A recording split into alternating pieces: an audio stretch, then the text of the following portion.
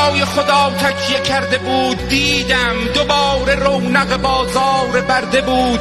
دیدم خدا به قربت خودزار میگریست، در سوگ دین به پهنه رخسار میگریست. دیدم هر آنچه دیدنش اندوه و ماتم است.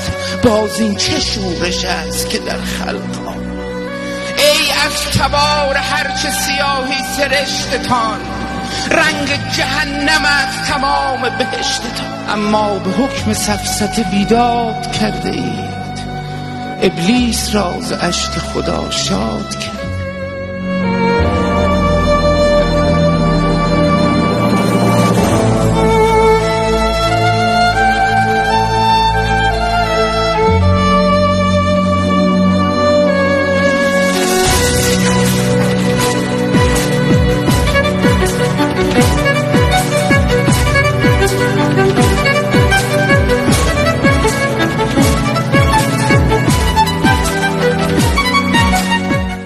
مردم خدا نکرده مگر کور گشته اید، یا از اصالت خودتان دور گشته اید؟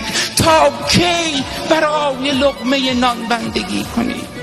تا کی به زیر منتشان زندگی کنید؟ دل را اسیر دلبر مشکوک کرده اید، در درین زار ره خوب کرده اید. آزاده باش هرچه که هستی عزیز من، آزاده باش هرچه که هستی عزیز من، حتی اگر که بت بپرستی عزیز من.